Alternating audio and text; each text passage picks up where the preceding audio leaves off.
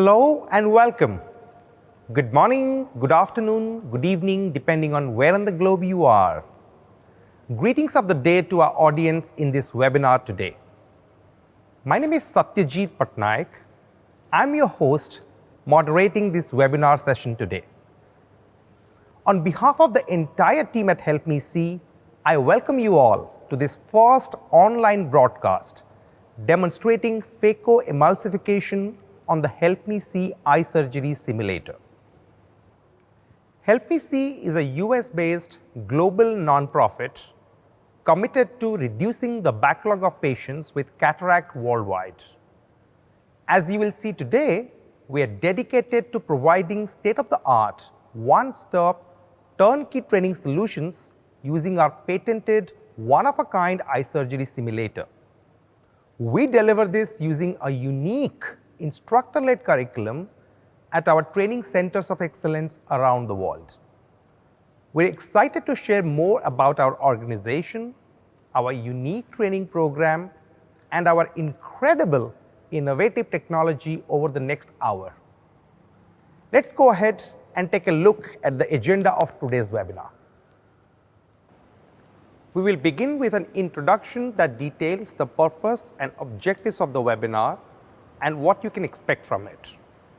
We will then have a simulation demonstration of the phacoemulsification procedure live from HelpMeSee's Mumbai Center of Excellence.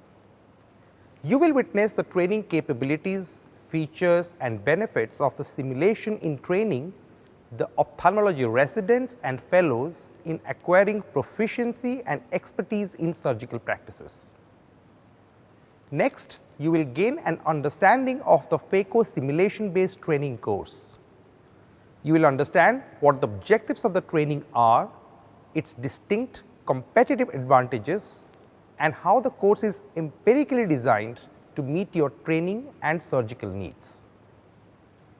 In this regard, our President and Chief Executive Officer will address the audience and share the information about the launch of the phaco training course. We will conclude with a dedicated question and answer session.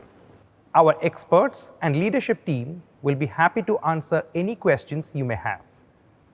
We have an exciting hour ahead of us. Let's start with an introduction to HelpMeSee. HelpMeSee exists because there is a global health crisis underway, and we must do something about it. Here are some facts for you to consider. Today, there are more than 20 million people bilaterally blinded by untreated cataract.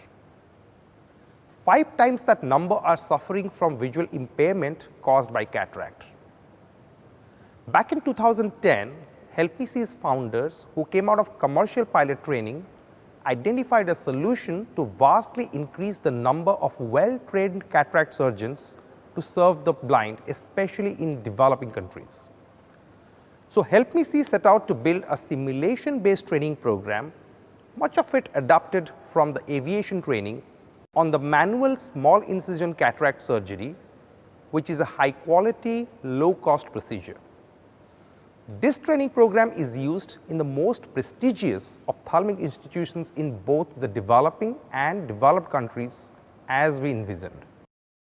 Today, in the field of ophthalmology training, HelpMeSee is now a well-known name for its innovative eye surgery simulator, advanced simulation using cutting-edge technologies, and immersive training experience. Here is a short video about HelpMeSee, what we do, why we do it, and how you can get involved by training with us. Today, unnecessary cataract blindness hinders economic productivity, can reduce life expectancy, and place cruel limits on people, young and old, who have lost the precious gift of sight. It is a growing humanitarian and public health crisis that must be addressed. And now is the time for change. Leading the way, HelpMeSee is driving global change to eradicate the cataract blindness crisis. Using disruptive, cutting-edge technology, HelpMeSee trains new cataract specialists at scale so they can restore sight for people in need. Our innovative training program is instructor-led and uses the power of virtual reality simulation-based training. Courses are conducted in training centers around the world, building a ripple effect of change. There is simply nothing like it. What sets HelpMeSee's training apart? Our innovative training model provides an immersive experience that is authentic to surgery on the human eye without concern about making mistakes that could damage the sight of a patient. Its lifelike haptic technology provides the feel of a human eye and delivers competency in weeks rather than years. As a trainee, you'll have the unique opportunity to experience the HelpMeSee Eye Surgery Simulator. HelpMeSee offers simulation-based training courses on the complete M6 procedure,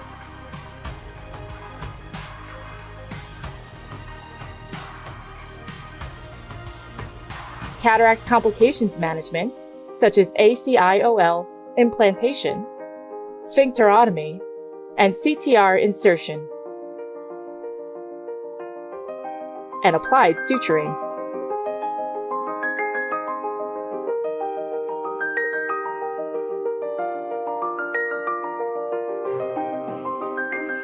And we will soon be releasing our simulation-based training course on phacoemulsification.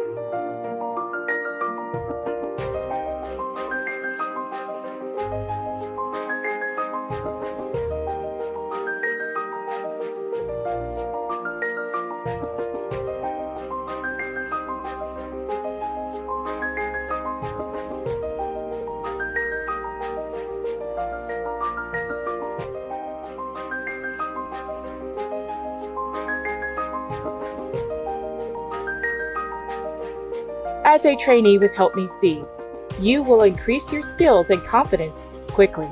In doing so, you will become part of a global community that is working to transform eye health and restore the gift of sight. Together, there is no end to what we will do.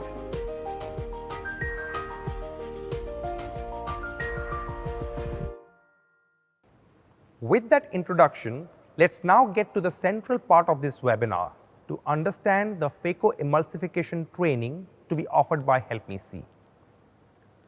Cataract surgical procedures have many variations in terms of the surgical steps and techniques used, the order in which these steps are performed, the need for a wide array of instruments to perform them, and so on and so forth. Hence the strategic question: what is the sweet spot to optimize training?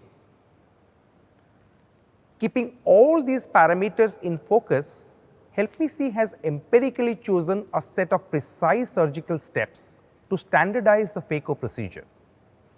By doing so, all trainees are offered identical training content under the supervision of qualified professional instructors.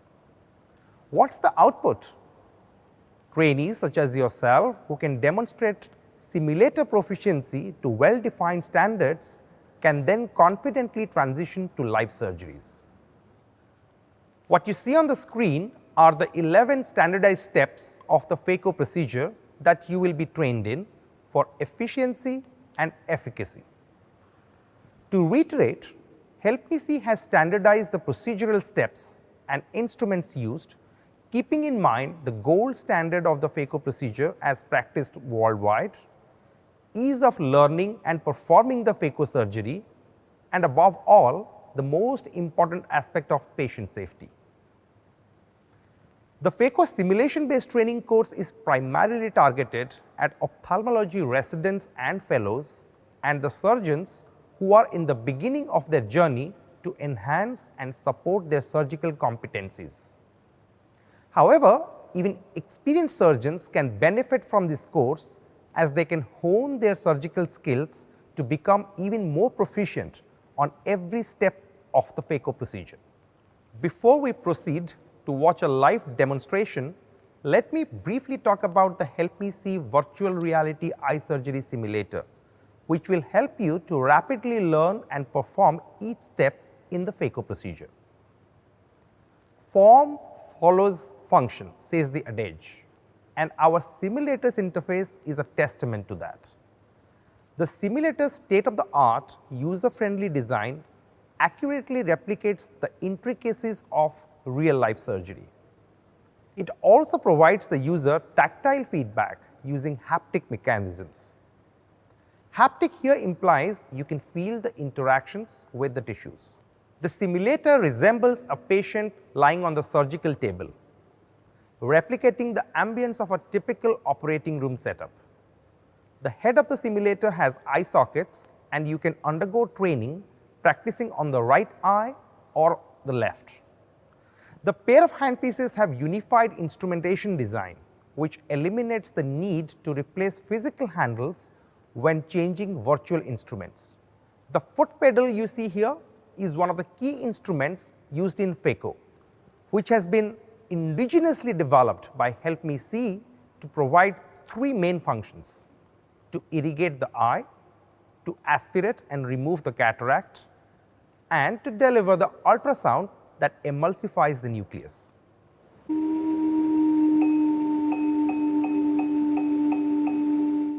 What's the implication of all this? Trainees can now practice their skills in a safe and controlled environment and repeat procedures until they master the intricacies. This leads us to the most exciting part of the webinar session, the one that you have been anxiously waiting for: the surgical simulation on phacoemulsification developed by HelpMeSee. We have a live virtual demonstration all the way from HelpMeSee's Mumbai Center of Excellence by Dr. Ashish Bacchav, who is the Director of Product Management at HelpMeSee. Dr. Ashish, please take it from here.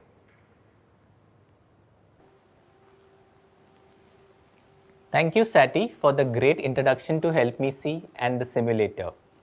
Ladies and gentlemen, let me now walk you through the phacoemulsification procedure step by step on the HelpMeSee Eye Surgery Simulator. As you experience the simulator interface in this demo, I request my colleague Dr. Chetan to assist me in highlighting specific areas of the interface, such as instrument, training tools, and the performance parameters. What you see on screen are the phacoemulsification simulation-based training course modules. There are 5 modules. Module 1 consists of the phaco incisions course, which tells us about the main incision and the paracentesis and injecting visco. Module 2 is about capsulorhexis and hydro procedures, which involves doing capsulorhexis with cystitome and utrata and doing hydro procedures like hydrodissection and hydrodelineation. The third is the nucleotomy and emulsification course, which involves making the trenches, cracking the nucleus and emulsification.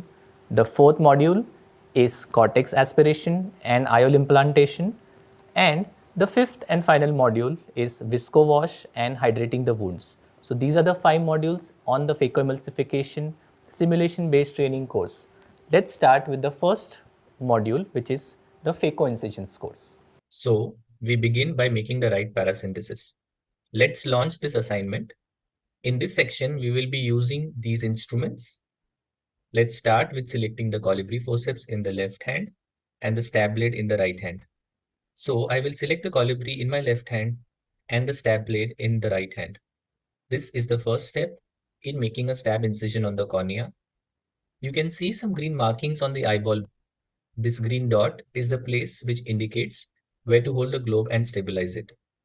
Also, the box on the right side is the position where we should enter the eye. Now let's start this step. I will use the colibri and try to stabilize the globe like this, and then get the stab blade to make a small stab, which is around 0.75 mm to 1.2 mm as required in phaco. The thumbnail picture that you see on the right top of my screen is the position of the blade and the angle with which one should enter the eye. It guides the trainee to enter the eye at the correct angle so as to make a very nice and efficient paracentesis. Once I make the paracentesis of sufficient size, I put back the instruments and then introduce something called as the training tools. Now in the training tools, you will see the box which has turned blue.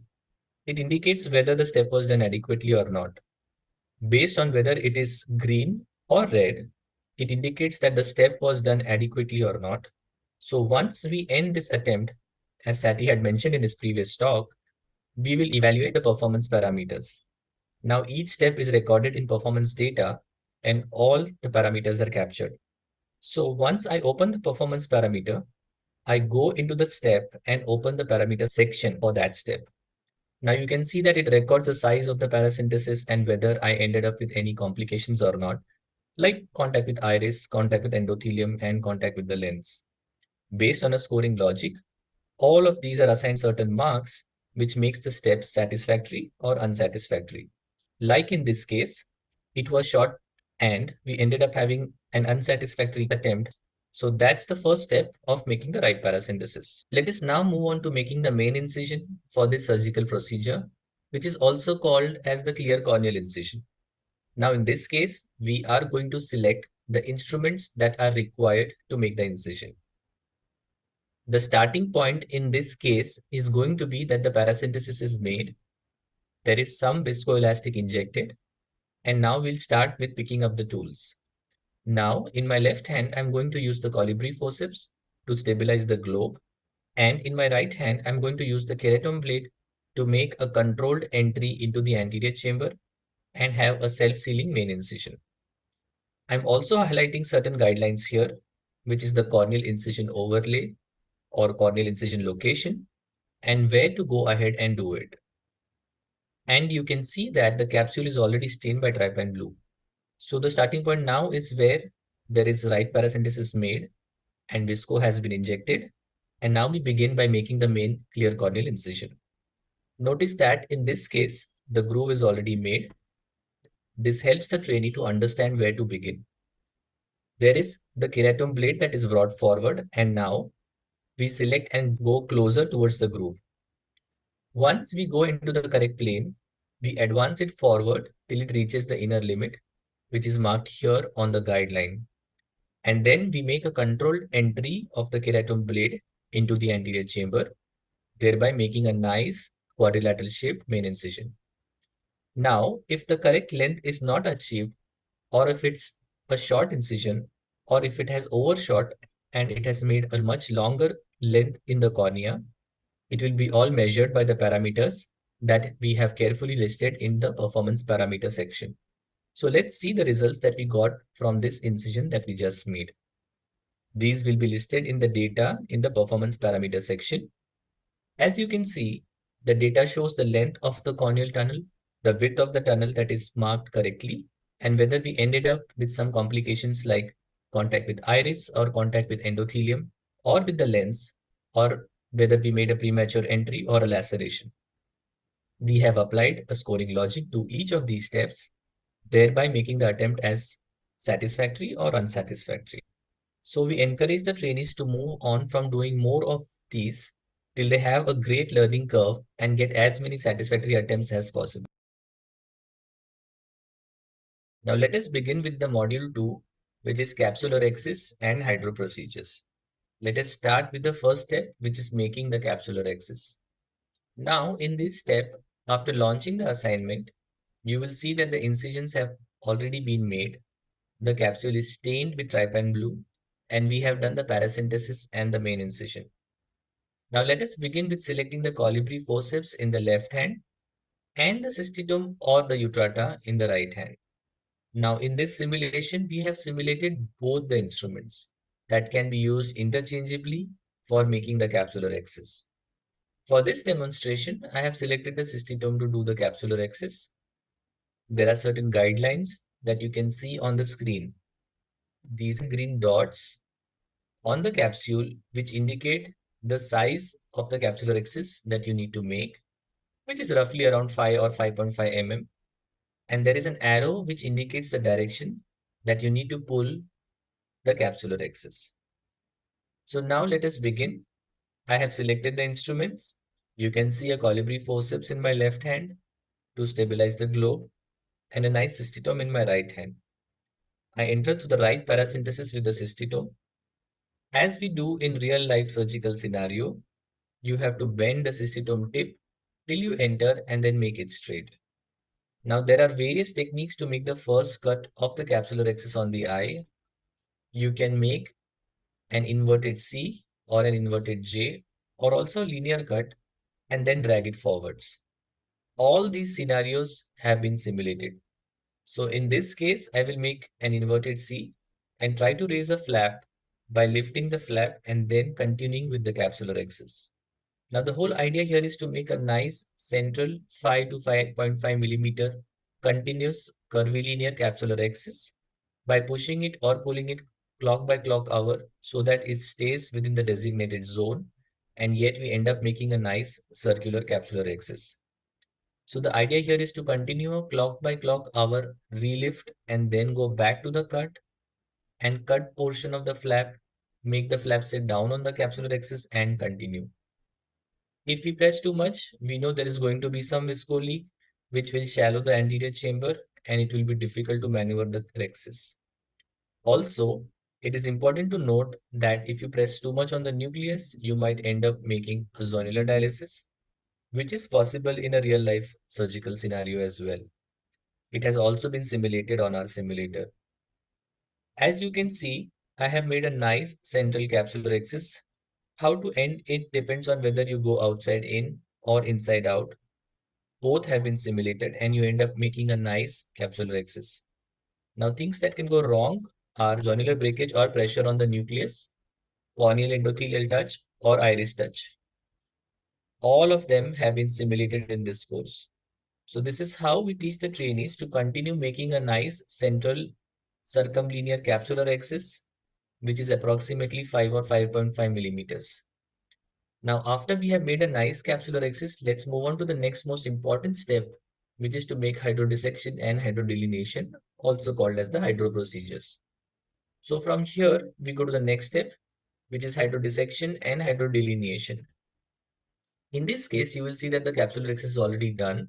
Some viscoelastic has been burped out. The basic idea here is for the trainee to understand and learn how to use the cannula, go under the axis margin and do hydrodissection. The next step is hydrodelineation, which is separating the nucleus from the epinucleus to free it from attachments so that we can rotate it completely. Now, in this case, I have selected the hydrocannula. I will go through the main incision and start injecting this fluid under the capsular axis margin. So either I can go at 3 o'clock or at 9 o'clock. I raise the flap just a little bit and inject fluid. Tap a little bit so that excess fluid can come out. That is hydrodissection. And do a hydrodelineation as well to separate the nucleus from the epinucleus. So the end point is a golden ring that you see for hydrodissection and hydrodelineation, which is this one, and the cortical cleaving hydrodissection. So the end point is that the nucleus is free of its attachments so that it can rotate well, and then we can move on to the next step of phacoemulsification. We encourage the trainees to understand which is the correct position and place to place the cannula so that you can end up doing great hydrodissection and hydrodelineation.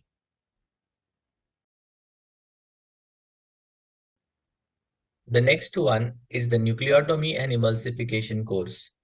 Here we have simulated the technique of divide and conquer. This is further divided into steps like making the trenches, dividing the nucleus into 4 quadrants, and then emulsifying these quadrants piece by piece. In creating the trenches, the starting point here will be that the capsular axis is already done.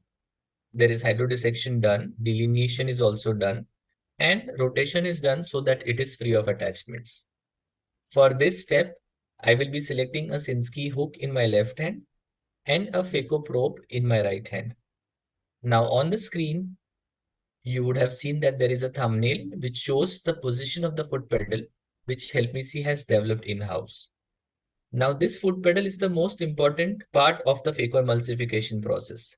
It has the same level 1, 2, and 3 like it is in real life foot pedals. So in position 1, it is irrigation. In position 2, it is irrigation and aspiration. And in position 3, it is irrigation, aspiration plus ultrasound, which is also seen through the thumbnail on your screen when you look through the microscope as well as on the SIA. Also, you are hearing some sounds which are most important while we do phacoemulsification surgery. You will hear occlusion sound, you will hear irrigation sound, you will hear the aspiration sound and the ultrasound. So everything which happens in real life is all simulated in this scenario. The training tool here is that you will see a plus sign which is superimposed on the nucleus. This is a guide to the trainees to get the correct depth and width of the trench. As I introduce my Sinsky to the left paracentesis, you will also see another thumbnail image through which the guiding tool tells you the real-time position of the tip and the Sinsky hook in the anterior chamber. So it guides the trainees to know exactly where they are in their trenching scenario. Now in this case, I will start trenching from 12 o'clock to 6 o'clock after introducing the phaco tip into the anterior chamber. Now let's begin phacoemulsification step of making the trenches. And now as I press my foot pedal, you will see that I bury the tip into the nucleus and keep emulsifying or going deep within the nuclear quadrants. The foot pedal position changes accordingly, which is depicted on the training tool on the right of your screen. As I go deeper and deeper within this trench, the nucleus starts getting emulsified and the red glow that is not clearly visible to begin with becomes visible afterwards. So I come back to irrigation aspiration, rotate the nucleus and start removing the nucleus by emulsification bit by bit till I get to the desired depth into the nucleus. Now I have to be careful of not going too deep or I might end up touching the posterior capsule or even causing a posterior capsular rupture.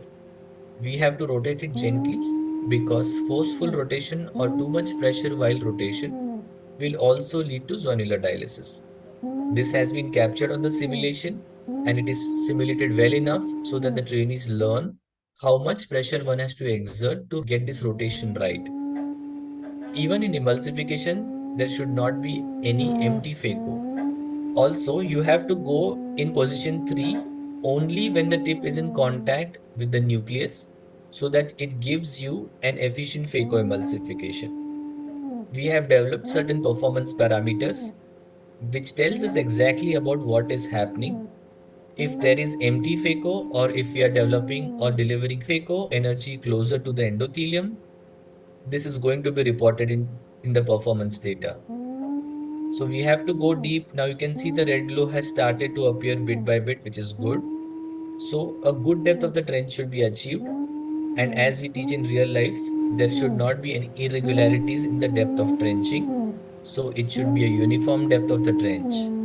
It should have adequate size, adequate width, so that it is easier to move on to the next step. We have simulated this step discretely, but there is also a step which allows you to go continuously from creating the trenches to separating the quadrants to emulsification, which is much like what it happens in real life.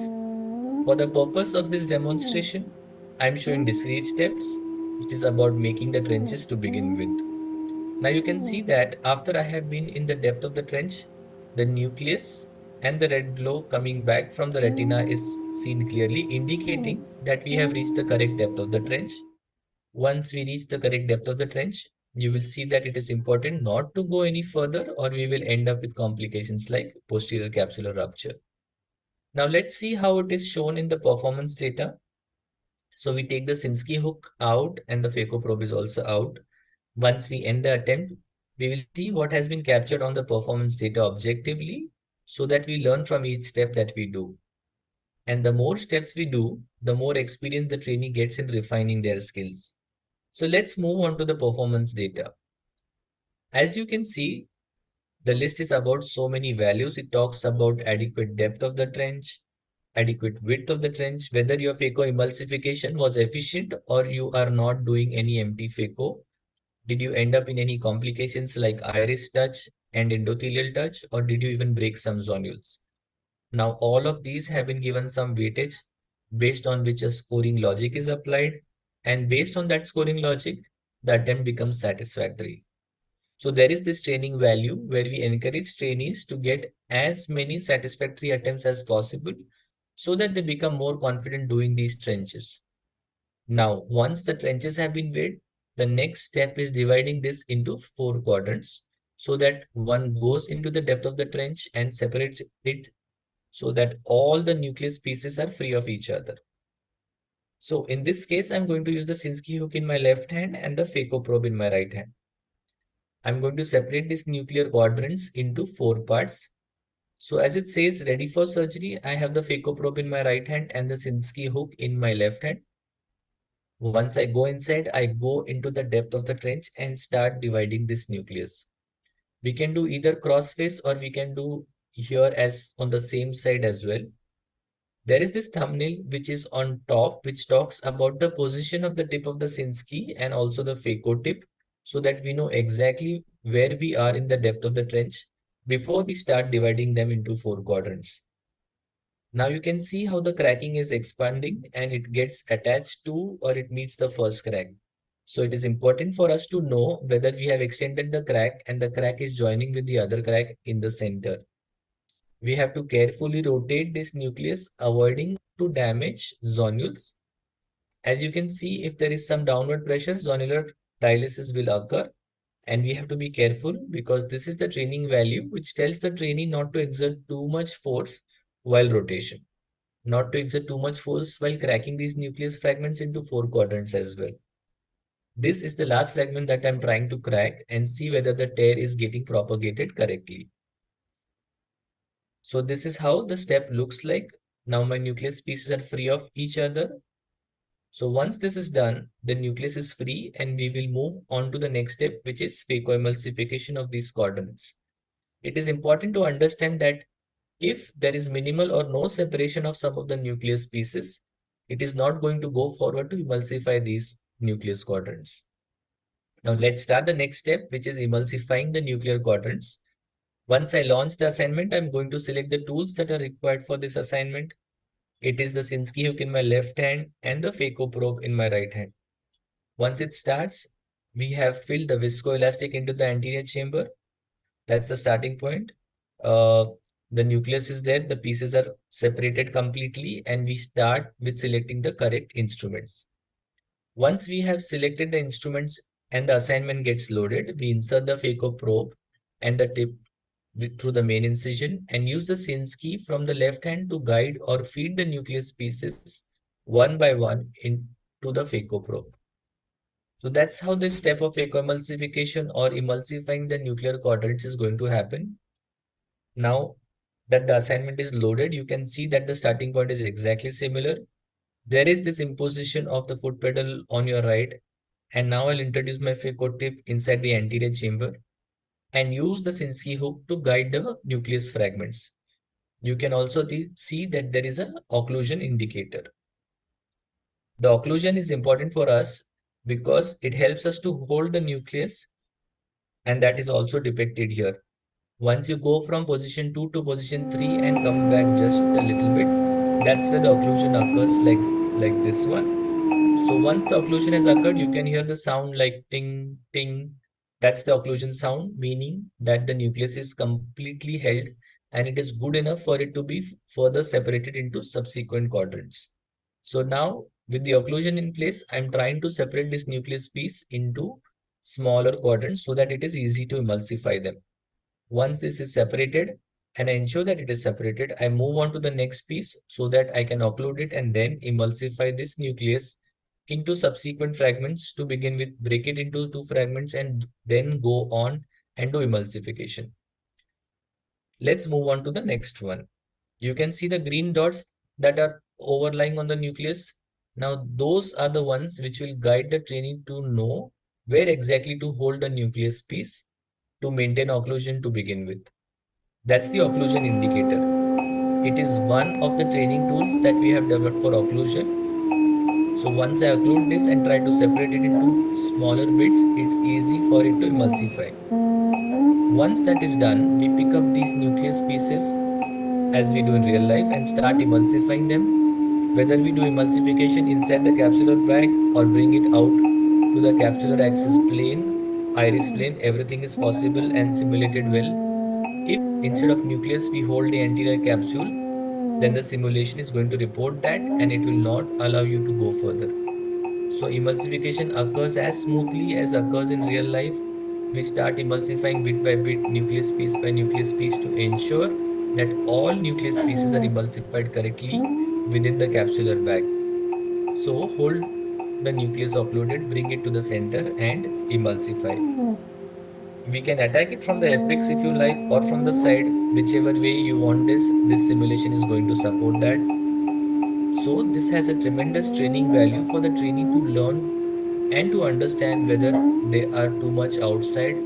You saw the alert showing that the phaco was occurring closer to the endothelium. It guides the trainees to know exactly where they are while doing phacoemulsification. So the training value here is to tell them that you should do emulsification, if possible, ideally within the capsular bag, or if that is not the case, then you can do phacoemulsification at the rhexis margin plane, which is also a good thing to do. It is always important to attack the nucleus piece from its side and help and guide the Sinskey hook towards the nucleus to break it into further segments and then emulsify them.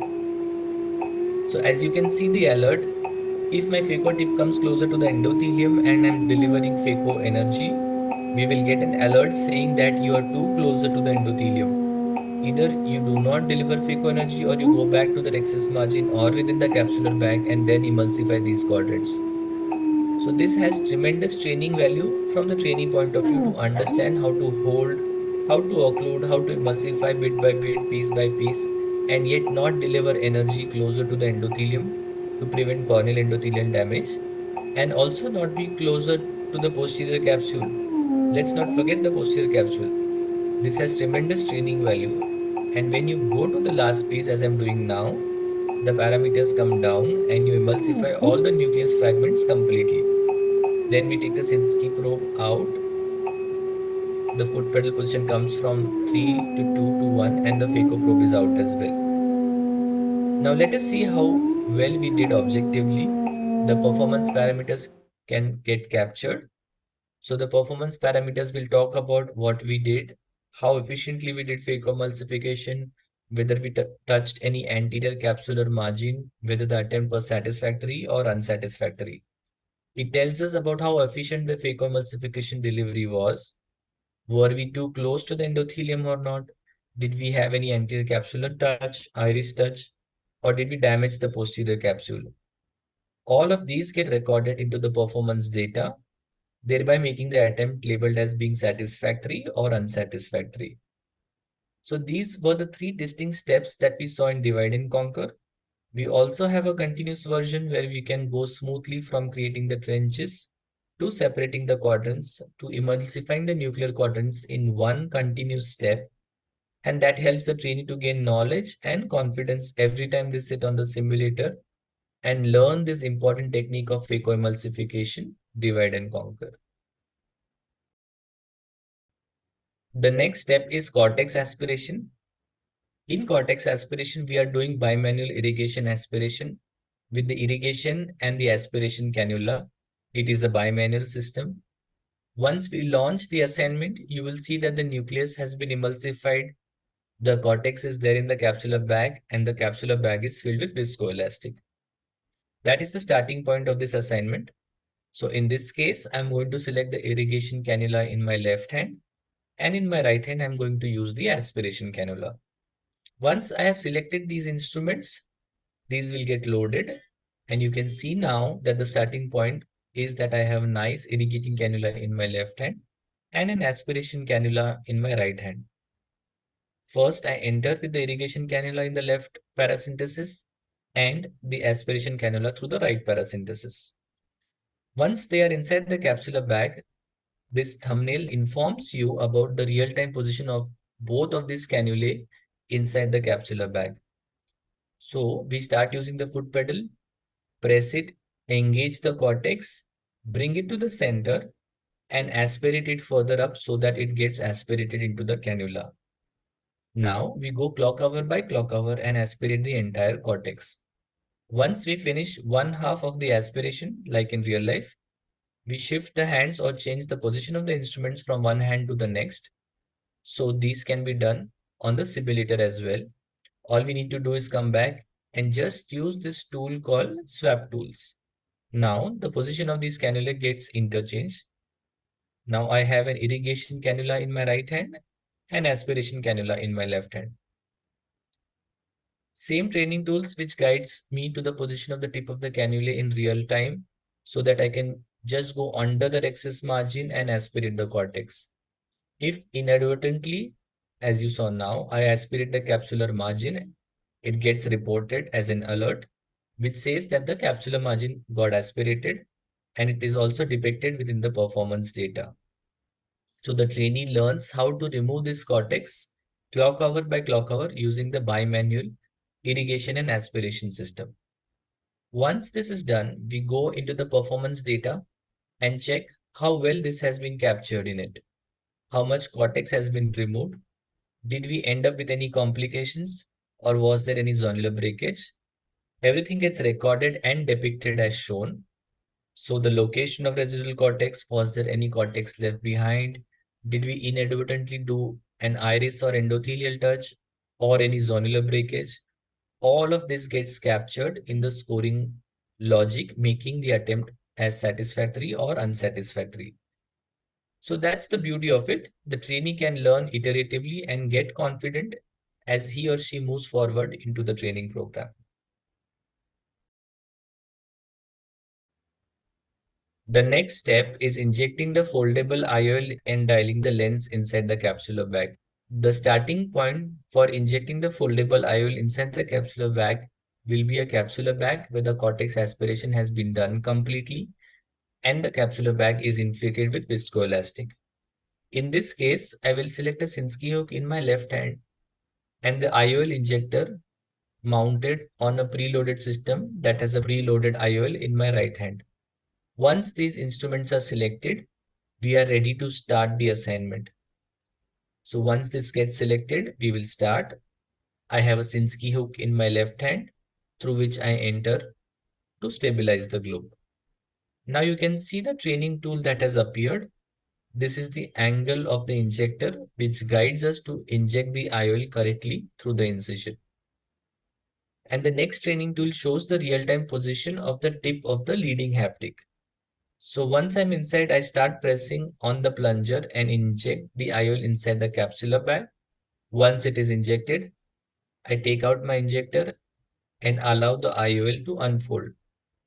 And the IOL unfolds nicely as it does in real life too.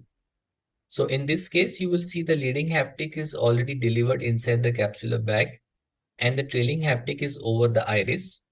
Once this attempt has ended, we proceed to dialing the lens. In this case, again, the starting point is going to be the leading haptic within the capsular bag.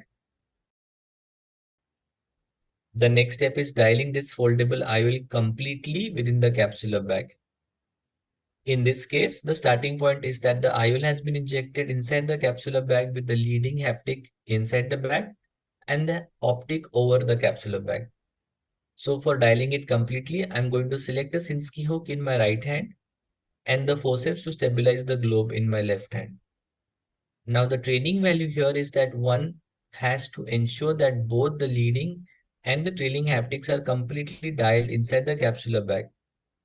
So I enter with my Sinskey hook from the right paracentesis and ensure that the optic as well as the trailing haptic are dialed correctly inside the capsular bag.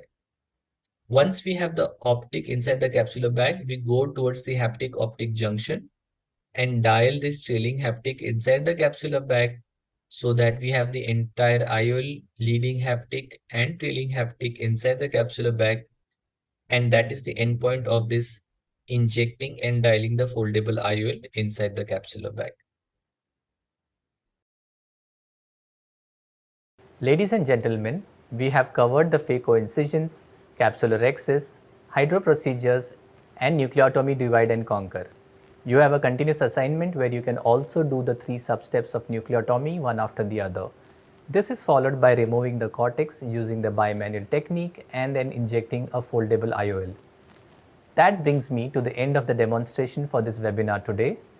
If you have any questions about simulation of the phacoemulsification procedure, we will be happy to answer your questions during the Q&A session towards the end of this webinar. Thank you for your attention. Sati, handing it back to you. Thank you, Dr. Ashish, for a wonderful demonstration of the phaco simulation. Now that you have experienced the efficiency and accuracy of the phaco simulation, you must be wondering about the technology that drives the distinct competence. What sets the HelpMeSee Eye Surgery Simulator apart from other simulators? There are 4 important technological factors that differentiate our phaco simulation. First, physics-based interactive modeling of the eye tissue. Second, the photorealistic visuals. Third, accurate haptic feedback. And finally, an intuitive user interface. That said, a question may come to your mind: what's the real benefit of training with HelpMeSee? As you all know, the advantage of training using a high-fidelity simulator is to iterate and learn from the mistakes made. It is possible in the simulator because it generates your performance metrics and tracks your training data for continuous performance evaluation. You see, you cannot evaluate what you cannot measure. A good surgeon practices and learns from feedback based on various performance parameters. It could range from analyzing whether the performance was optimum in terms of correct technique, or if there was any error that occurred during the attempt made. The simulator tracks and measures them all and provides feedback on how you performed in each of these factors using an algorithm and a Boolean scoring logic. What is the outcome, you may ask? Trainees get real-time feedback on various performance criteria and reinforce their learning by iterating and improving on their weak areas. Thus, trainees can identify their strength areas, work on any area of weakness, become more efficient with surgery, and perform live surgery with greater confidence and competence. All this can be accomplished in a fraction of time needed historically. Now that you have witnessed the simulation and understand more about the HelpMeSee Eye Surgery Simulator, let me give you an understanding of the phaco simulation-based training course. HelpMeSee's phaco simulation-based training is predominantly instructor-led. Although the primary training method is simulation-based, the course offers multiple methods to learn the cognitive and psychomotor skills.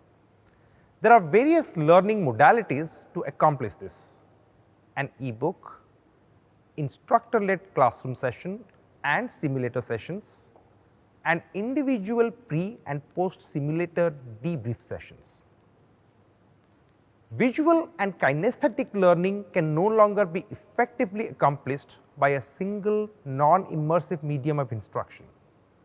A portfolio of conceptual sessions, practice simulations, debrief sessions, and practical tips are needed to provide for a specialist skill like surgery. The great vitreoretinal surgeon Steve Charles once remarked that phacoemulsification is not just a surgical technique, but a philosophy of precision, efficiency, and patient-centered care. Hence, the multi-pronged approach. Let's zoom into each one of them to understand in detail. How would you like it if you walk into a simulator session with a good top-down understanding of the phaco concepts, procedural steps, and a sound base to begin with? I'm sure this would enhance the depth of the value add you can derive when practicing the steps on the simulator. HelpMeSee is developing an ebook in this regard that provides step-by-step instructions on each surgical step in the phacoemulsification procedure. Rich with media assets in the form of graphics and videos, this ebook provides a detailed description of the surgical concepts and techniques in addition to instructions on performing each step. The ebook serves as a pre-study material for trainees enrolled into HelpMeSee's phacoemulsification simulation-based training course. So you have a strong grounding on the concepts, models, and procedures when you walk into your classroom sessions. The classroom sessions in HelpMeSee's training course will help you build on your cognitive knowledge base of the surgical procedure. Through interactions with expert instructors and your training peers, You learn the techniques, visual and tactile cues, and the challenges faced while performing the surgical steps. Some classroom sessions are followed by hands-on training through lab sessions, where the instructors demonstrate the instrument handling and hand movements using innovative ideas. For example, holding the instruments and hand-eye coordination are discussed and practiced prior to simulator sessions. Once you are prepared cognitively, you move on to the simulator training sessions, where the instructors demonstrate how to perform each step of the procedure and provide you proximal feedback. In additional simulator sessions, instructors closely guide you while you practice the task until you become proficient in each step. This is the core training method, where our previous grounding on theoretical foundations and cognitive and psychomotor skills meet the method to work and help you become competent in every step of the procedure. Each simulator session ends with a debrief session where you can engage in a discussion with the instructors to share your learning experience. The instructors also provide feedback and remedial actions if necessary. HelpMeSee instructor-led simulation-based training. There is simply nothing like it. Now it's time for me to call upon our President and CEO, Mr. Saro Jahani, to address the audience and share his thoughts. Saro, over to you. Thank you, Sadi. Hello and welcome, everyone. I am delighted that you could experience the functioning of the HelpMeSee simulator and how it enables you to learn and become proficient in the phacoemulsification procedure. HelpMeSee decided to develop the phacoemulsification simulation procedure so that, in addition to the M6, complications management and suturing procedures, we also offer ophthalmologists the most versatile eye surgery simulator in the world to fight cataract blindness with minimum or no complications. A versatile eye surgery simulator that provides novice ophthalmologists the opportunity to practice enough till they get it right, and professional ophthalmologists the opportunity to practice enough till they cannot get it wrong. HelpMeSee's primary objective is to train tens of thousands of ophthalmic surgeons across the globe using the eye surgery simulator. Our focus has always been on innovation, cutting-edge data-driven technology, and virtual reality simulation-based training. These are the three key differentiators that make our simulator state-of-the-art and with unique, high-value features. Simulations are effective when they can do two things well: how well they can replicate the real-world environment, and how many dynamic parameters they can emulate, measure, and feedback to the trainees. For example, eye surgery simulators should provide real-time incision data, spatial and controlled foot pedal responses, haptic feedbacks, boundary limits on risky maneuvers, and so on. And therein lies our competence. We are the pioneers in the field of eye surgery simulation-based training. At the heart of this effort is our unique, patented, one-of-a-kind simulator, and how technologies from data analytics to real-time feedbacks to 3D virtual reality environments are brought together by our specialist teams from usability designers, engineers, and Courseware developers to senior ophthalmologists to create this immersive experience. As the president and CEO of this company, I am proud to say that we are at the forefront of this technology and are both delighted and humbled by how well the simulator characteristics are endorsed by the ophthalmology fraternity. Our team of experts has worked tirelessly to ensure that phacoemulsification simulation procedure is immersive, effective, and patient safety centric. We believe that this webinar is an excellent opportunity to demonstrate our value adds, connect with you, our value partners, and share HelpMeSee's commitment to provide advanced simulation-based training for ophthalmologists worldwide.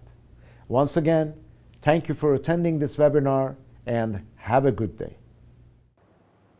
Thank you, Saro. This is also an opportune moment to thank our founders and benefactors, Albert Yulji and Jim Yulji, the HelpMeSee Board of Directors, and the leadership team for their unwavering support and commitment to HelpMeSee's vision and strategic initiatives. With that, we have come to the Q&A portion of our webinar. I'm excited to be joined again by Dr. Ashish and Saro to answer your questions, which you can submit using the Q&A feature in your Zoom window. Look through the bottom of the Zoom window, you will see the Q&A feature. Please submit your questions now.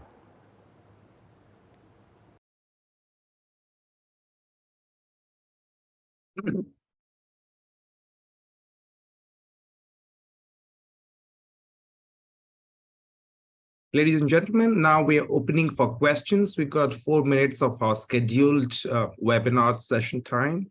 So this is your opportunity to ask any questions. We have a question from Rekha about the course fees. I would like to deflect that question to Saro. Saro, you may want to answer that question. Did I hear about course fees? Correct. Okay, this is a paid program. So everybody attending the Phaco courses will be paying a certain tuition for that. The fees are different depending on the location, region you are. So if you are in India, then please contact the Director of Business Development, Dr. Akshay, in Mumbai, akshay@helpmesee.org, and he will share the pricing. We will be making the course in India available after the AIOC. So AIOC will be the inauguration of the course in India. And so will be inaugurated in Europe, in France, in May, at FSO, the French, basically, French Society of Ophthalmology conference in Paris, and then also at AAO, American Academy of Ophthalmology in US in November, and also other places as they come up. So yes, it's a paid program, but it will be regional pricing depending on where you are. And may I just add to that, if you have any general questions about our Phaco simulation-based training program, you may also want to write us at training@helpmesee.org, and we will promptly reply to you. Okay. Are there any more questions in the session today? We did have a few questions throughout the session, which have been duly answered by our experts and Saro himself. Saro, probably you have I think there's one question that is very important from Mohammed Amin Zekhref, and he's asking whether or not he can take the course in India as a non-Indian. The answer is yes, that is not a problem. Once again, please contact Dr. Akshay @helpmesee.org, and he will answer your question. We have a question. Can you vary the density of the cataract? Dr. Ashish, you may want to respond to that question. Yes, that is going to be possible going forward. For the moment, it is about nuclear sclerosis grade 2. We do have in mind about changing the density of cataract coming soon. So yes, that is possible.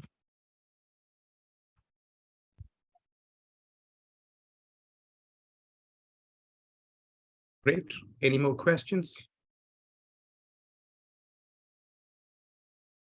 Well, that's a great question. In the duration of the course, how many attempts per step will be allowed on a single day? Dr. Ashish, one more time.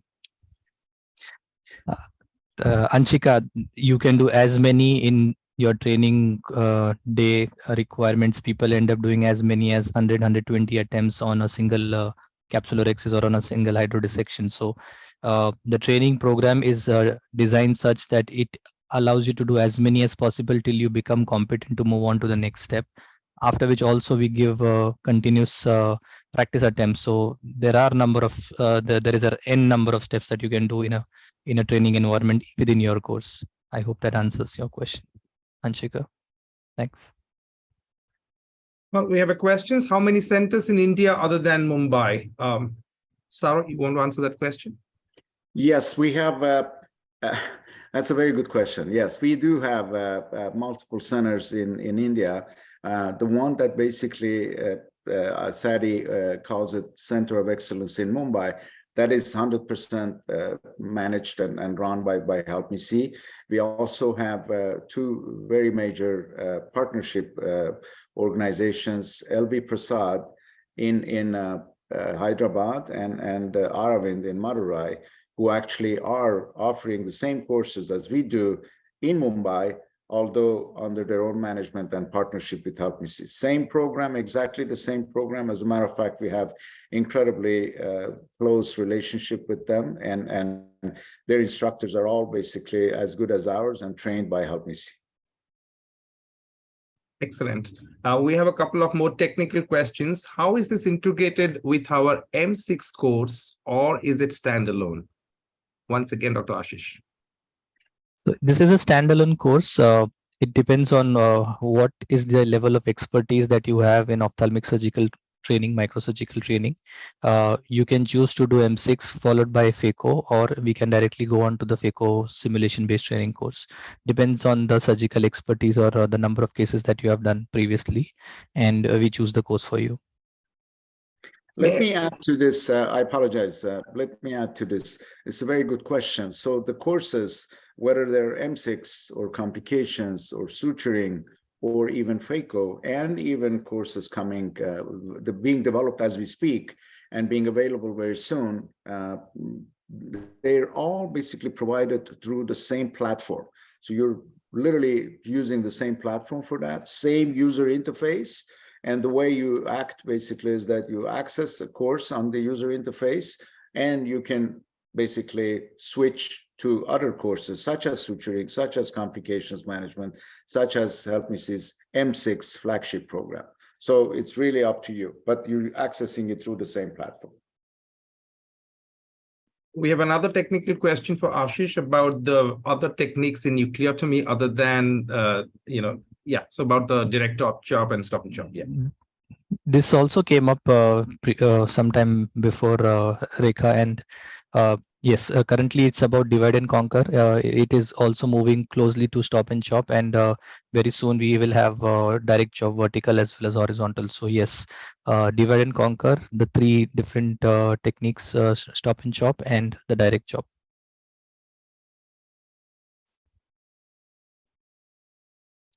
There is a question, Sati.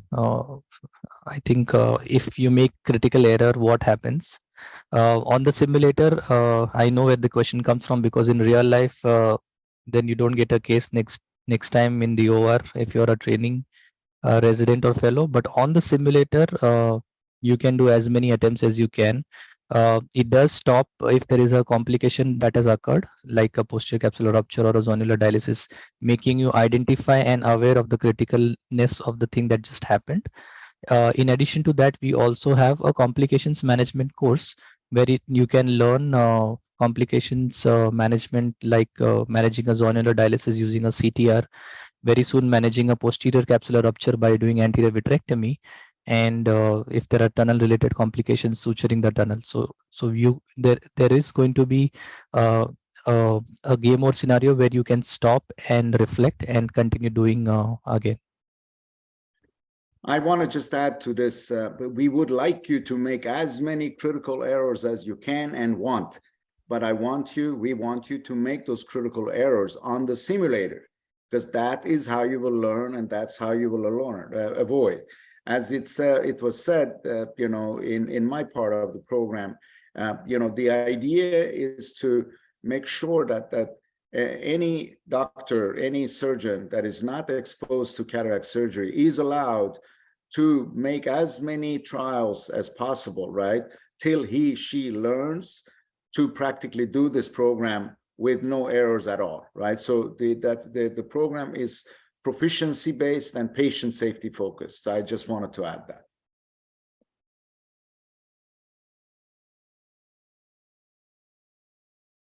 We have one more question. Is surgical approach superior in Phaco modules? I think what Shyam mentions by superior is the superior versus superotemporal or temporal. So Shyam, it is more superior, superotemporal, but on the simulator, when you're engaged on the eye, it just doesn't matter whether it's superior or superotemporal, but the training value that it brings to the table is as good as any, whether it's temporal or superotemporal or superior. Thank you, Dr. Ashish. Saro, there are many questions about the location of the training centers globally. There's been one before, and Vladimir is asking about a training center closest to Serbia. So you may want to answer that question. Absolutely, absolutely. That's a very good question, by the way. Vladimir, we're expanding extensively in Europe. And one of the good things that we're doing as of now, we're able to offer to all European residents. And I know that there are 5,000 to 6,000 or 7,000 of them available in the entire European community. You're all welcome to get trained, become basically, certified by HelpMeSee at our partnership center together with JetProMed in Strasbourg. We also have our own simulators. If the number of people requesting, for instance, requesting training are smaller, then we can also accommodate that in other places. We also have a good support provided by one of our doctors in Europe, in Frankfurt. So Germany can always be an option. France can always be an option. We also have a training, facility together with CAMES in Denmark, and also have a simulator available in Amsterdam. Forgive me for saying this right now, we do not have any simulators available in Serbia, but Eastern Europe, but who knows what's going to come next. Thank you, Saro. Dr. Ashish, there's one more question about, again, game over, and what's the value of, what is it for the trainee and the instructor once a trainee makes a mistake, an unrecoverable mistake, we don't have a name for this question. So the unrecoverable mistake, which are major complications that occur in real life surgical training, are depicted and represented on the simulator. Of course, the instructor also comes to know about it. So the question was, does the instructor or the simulator know when you come across an unrecoverable complication? Yes, the simulator picks that up, as well as the instructor. We reflect how and what brought us to this complication, and then continue training till we do not have any further complications. So yes, it picks up complications, major complications as well as minor complications. There's something that I want to add to what Dr. Ashish just mentioned here. The entire simulator is performing and using performance data. So be aware that when you do a recoverable mistake, there's performance data that leads you completely through the entire experience of going through that unrecoverable problem. And you can see exactly the steps that you have done right and steps that you haven't done right. And as a result of that, you can basically retry again till you basically get to a point where the proficiency is there.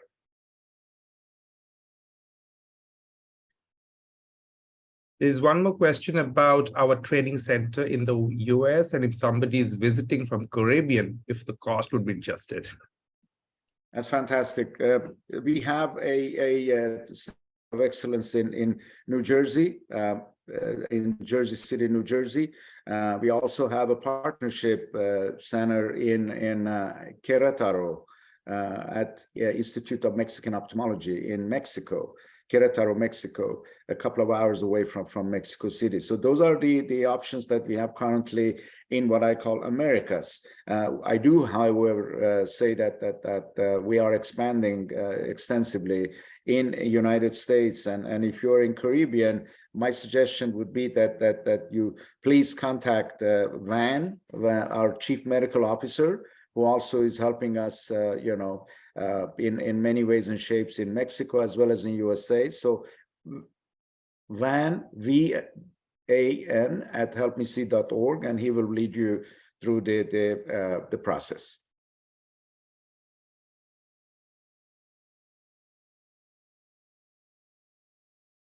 Thank you for all those great questions, and thank you, Saro and Dr. Ashish, for answering those questions. Ladies and gentlemen, we have now come to the end of today's webinar session. For more information about HelpMeSee's Phacoemulsification simulation-based training course, including questions on scheduling, pricing, please write to training@helpmesee.org. I repeat, training@helpmesee.org, and we'll promptly reply to you. On behalf of the entire team at HelpMeSee, I thank you for attending the webinar today. We appreciate your joining the session today. Thank you once again, and have a good rest of the day. Thank you. Thank you so much, and see you soon. Thank you.